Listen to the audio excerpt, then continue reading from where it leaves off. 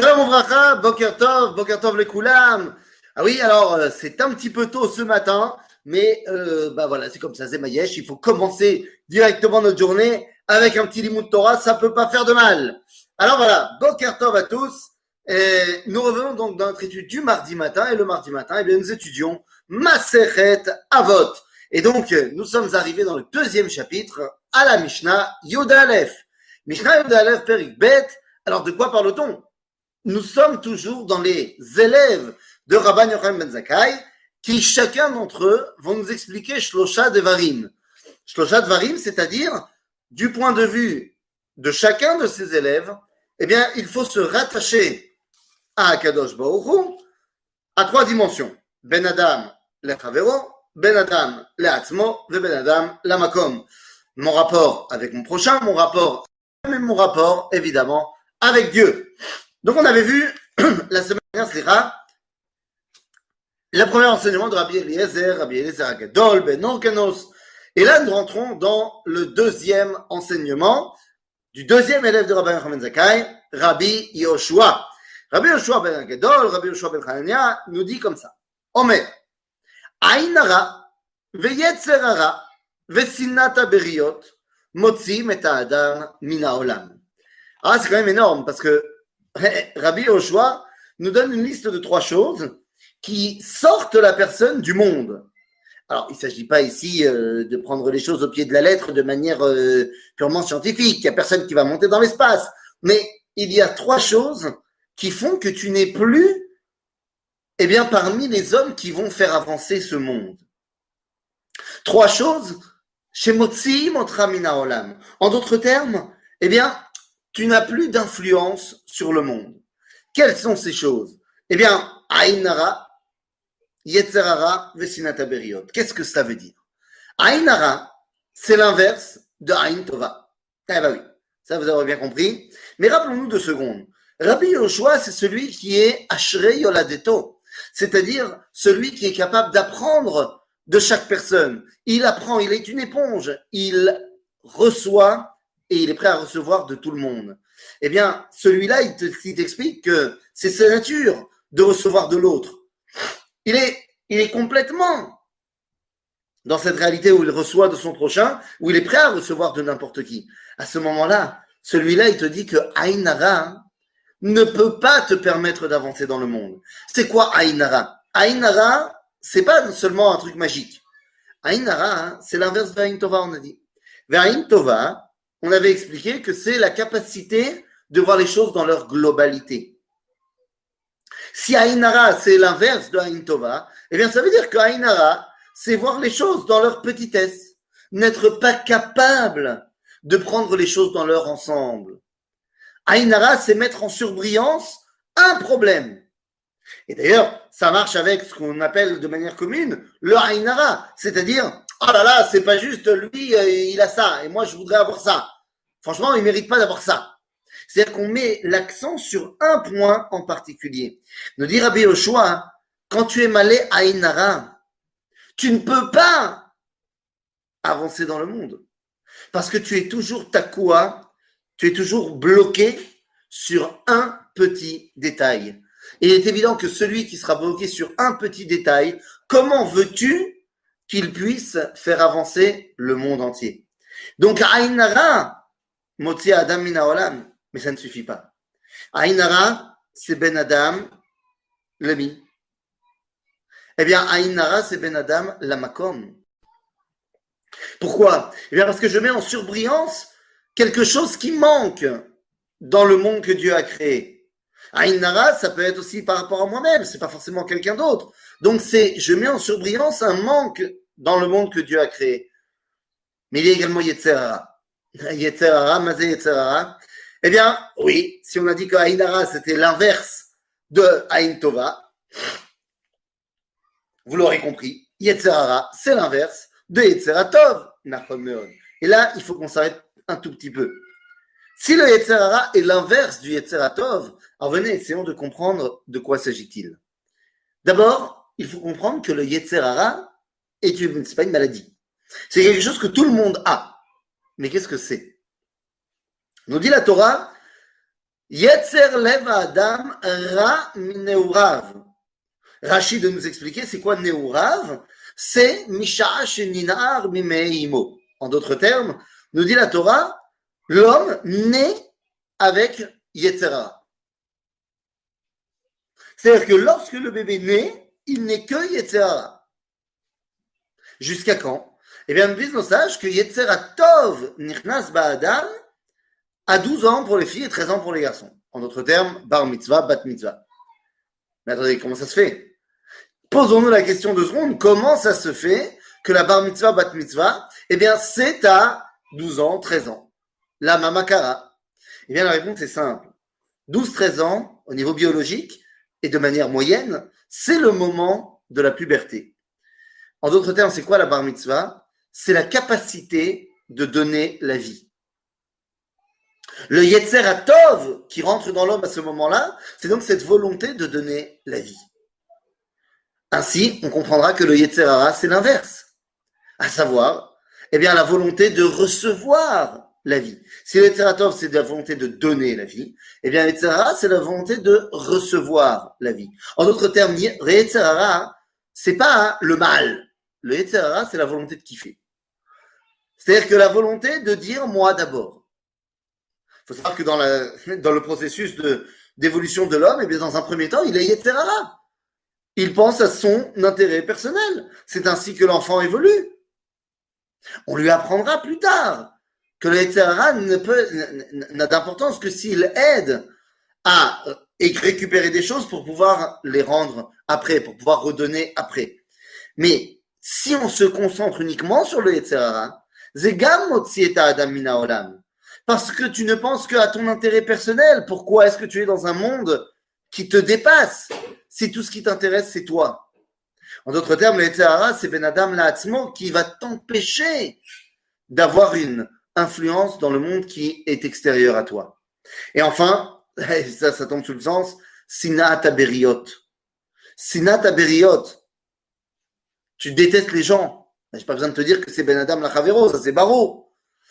L'homme qui ne peut pas s'entendre avec autrui, il ne peut pas construire le monde. Car pour construire le monde, il a besoin de celui qui le complète. Les choses sont très simples. Aujourd'hui, on comprend ça très bien dans le commerce international. J'ai des matières premières chez moi, mais il y a plein que j'ai pas chez moi et que je vais donc avoir besoin de l'autre. Imani sonné est abriote et que je m'enferme dans une autarcie complètement hermétique, je ne pourrai pas avancer. Ce que j'ai, ce que j'ai pas, j'aurai jamais. Et donc, je ne peux pas évoluer dans le monde. Donc, celui qui est sonné est abriote, motzi et adam mina olam. Voilà l'enseignement de Rabbi Yoshua Gadol. Alors, après Rabbi Yoshua arrive Rabbi Yossé. Rabbi Yossé à Cohen, rappelez-vous, on avait dit, sa mida à lui, c'est d'être chassid. Rabbi Yossé à Cohen, chassid. Alors rappelons-nous, chassid, c'est celui qui cherche toujours tovat yoter. Le chassid, c'est celui qui fait plus que ce qui lui est demandé. Le tzaddik, c'est celui qui fait ce qu'on lui a demandé. Le chassid, c'est celui qui en fait plus, qui en rajoute, qui a toujours besoin d'aller plus loin. Et donc, Rabbi Yossé Omer, Yehi mamon chavercha chaviv alecha keshelcha, ועדכן עצמך ללמוד תורה, שאינה ירושה לך, וכל מעשיך יהיו לשם שמיים. על מה מדובר? nous dit ici Rabbi Yossi, Yehi mamon chavercha chaviv alecha keshelcha, que les biens de ton prochain, que l'argent de ton prochain soient aussi importants à tes yeux que le tien. Donc évidemment, c'est Ben Adam, la Chavero. Mais il s'agit de quoi ici? Normalement, au niveau de la tzidkout, au niveau de ce qu'il faut faire, c'est de ne pas porter atteinte au rechouch, au bien de ton prochain. C'est ça la halakha. La halakha, c'est de faire en sorte de ne pas lui porter préjudice. Rabbi Yossé, il ne peut pas se contenter de ça. Il dit non, moi je veux que le mamon chavercha, il soit aussi important à tes yeux que le tien. Or le tien, tu ne fais pas seulement attention qu'il ne soit pas amoindri, mais tu vas essayer de l'augmenter. Eh oui, toi, avec ton argent, tu essayes d'avoir plus d'argent. Tu investis, tu veux que eh bien, ton argent fasse de l'argent, et ainsi de suite. En d'autres termes, tu ne te contentes pas de protéger tes sous, mais tu vas faire en sorte que tes biens grandissent. Eh bien, Rabbi aussi nous dit, par rapport à ton prochain, fais pareil. Fais en sorte que ces biens grandissent également. Yehi mamon chavercha chaviv alecha keshelcha. Après, on te dit, à ton niveau personnel, atken atzmecha lilmod Torah. Mais c'est atken atzmecha. Atken atzmecha lilmod Torah. Pourtant, il y a une mitzvah de limud Torah. D'accord? Il y a une mitzvah de limud Torah, le tzaddik ou l'omed Torah. Comment? Eh bien, avec les qualités qu'il a. Il a beaucoup de qualités intellectuelles, il étudiera beaucoup. Il n'en a pas beaucoup, il n'étudiera pas beaucoup. Ah ben, il a fait sa mitzvah de l'ilmod Torah. Et Yossi Cohen nous dit, atken atzmecha l'ilmod Torah. C'est-à-dire, ne te contente pas d'étudier avec les moyens du bord, mais crée de nouveaux moyens. Apprends, fais une formation spéciale de logique, une formation spéciale de, je sais pas moi, de développement personnel, machin, histoire que tes kelim soient plus grands, que tu puisses mieux encore l'ilmod Torah, puisque tu es metoukan. C'est vrai d'ailleurs au niveau intellectuel, mais c'est évidemment vrai au niveau des midot. Tetaken et atzmecha pour pouvoir l'ilmod Torah. Parce que pour l'instant intellectuel, tu es là, mais au niveau de ta vie intérieure, tu es un pourri. Donc oui, tu pourras faire la mitzvah de l'ilmod Torah. Aval, zelo yemetukan. Donc nous dit Rabbi aussi, atken atzmecha l'ilmod Torah. Crée de nouveaux kelim pour l'ilmod Torah et sois quelqu'un qui a l'ustensile parfait pour pouvoir étudier la Torah. La Torah, elle ne va pas te tomber dans les bras. Hein. Eh non, mon ami. La Torah, il faut travailler, un, pour la recevoir, il faut étudier, et deux, il faut se mettre en condition pour étudier la Torah. En malaasot. Vechol maasecha yu leshem shamayim. Et que toutes tes actions soient leshem shamayim. Mais qu'est-ce que ça veut dire? Mazé, mes actions leshem shamayim. D'abord, vous aurez compris que si Yehi mamon chaviv alecha keshelcha c'est ben adam lachavero. Vous aurez compris que atken atzmecha l'ilmod Torah c'est ben adam la'atzmo. Et vous aurez compris donc que sheyu kol ma'asecha leshem shamayim, eh bien c'est ben adam la makom par rapport à Dieu. Mais c'est d'amour. Mais là on te parle de quoi? Ma'asecha.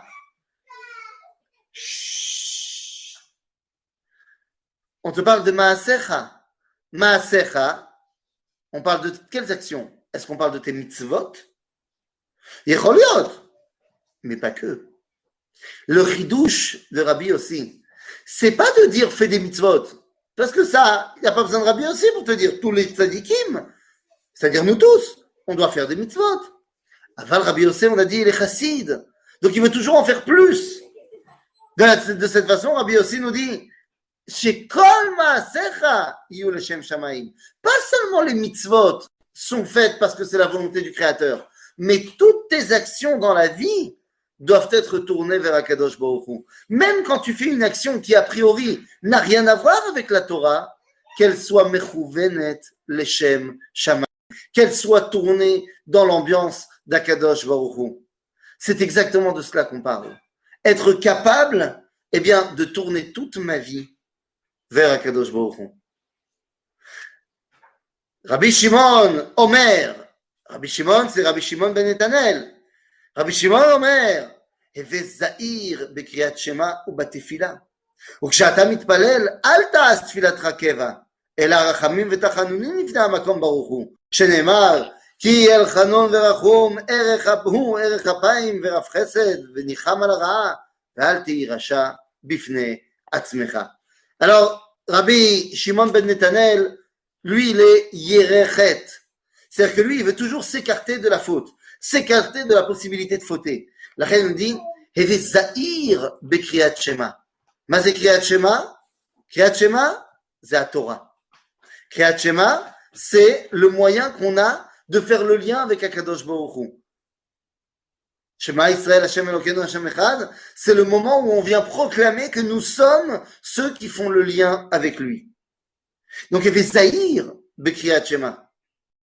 Dans la façon dont tu étudies la Torah, tu es zahir de ne pas mal comprendre, de ne pas fauter. Papa, c'est pas. Je t'allais tomber. Hop là. Donc, il y avait zahir, fais attention de ne pas mal comprendre pour ne pas tomber. Ou batefila. Si la Torah, c'est ce qui me relie à Akadosh Baruch Hu, parce que c'est lui qui me l'a donné, la tfila, c'est ma réponse à Akadosh Baruch Hu. Donc, il faut aussi que je sois zahir batfila. C'est-à-dire, dans la tfila, je vais demander des choses à Akadosh Baruch Hu. Tarchof, tu vas demander, est-ce que ça va t'avancer à quelque chose dans, j'allais dire, ta relation à Dieu ou pas? Donc, il y avait zahir bekriyat shema ou batefila. Vatederma, kshata mitpalel, donc il y avait zahir bekriyat shema ou batefila, évidemment, qu'est-ce que ça veut dire? Ze ben Adam. Ben Adam. Alors, Ben Adam la Makom? Évidemment. Ben Adam la Makom. Et lorsqu'on dit Ukshata mitpalel, al ta'as tfilatra keva. Ela rachamim v'tachanunim nifna makom baruch hu. שנאמר, אל חנון ורחום אל כפיים רב חסד. מה זה? כשאתה מתפלל אל תעש תפילתך קבע. מה זה תפילתך קבע? Vous savez, תפילתך קבע, c'est les gens qui font שמע ישראל, שמע אחד ושמע אחד. זה תפילתך קבע. Genre, il y a l'heure, il faut faire mincha, il y a la... T'as fait ta tfila. Aval efo atfila.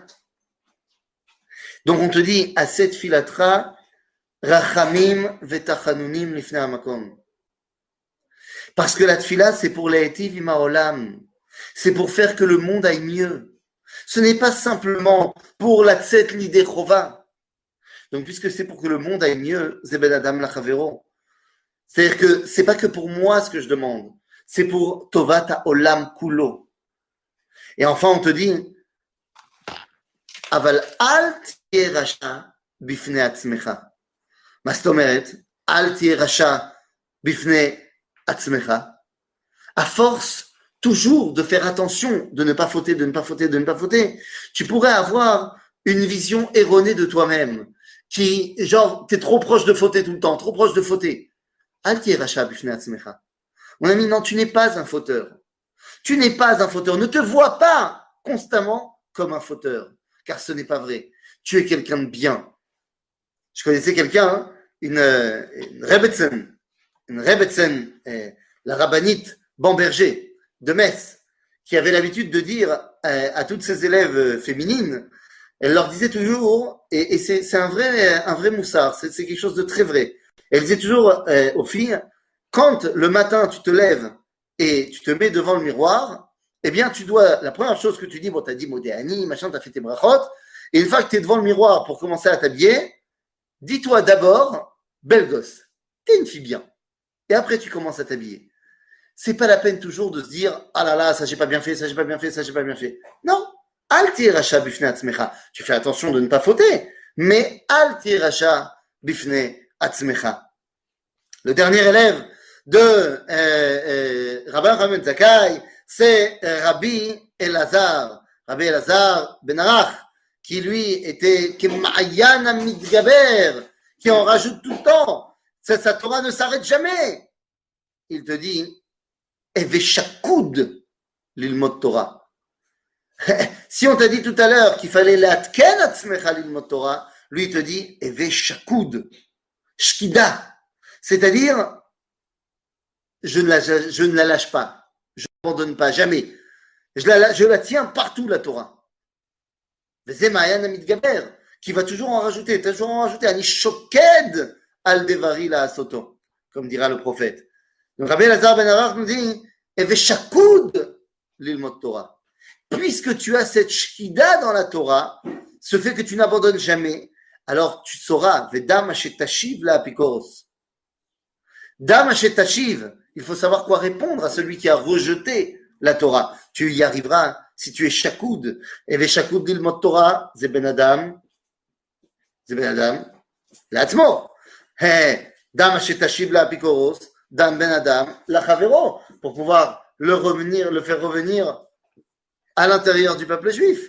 Et ensuite, on va pouvoir te dire, Veda Sicha Lifnemi Ata Amel, Veneeman Hu Baal Melachtecha, Sheshalem Lecha Sechar Peulatecha. Veda Lifnemi Ata Amel, vous aurez compris que c'est Ben Adam la Makom, car sache toujours que ce que tu fais, ce n'est pas en vain. Tu fais ce que tu fais parce que Kadosh Baruch Hu te l'a demandé et tu fais ça devant lui. En d'autres termes, tu recherches son approbation. Veda, Shehu Neeman Baal Melachtecha, Sheshalem Sechar Peulatecha.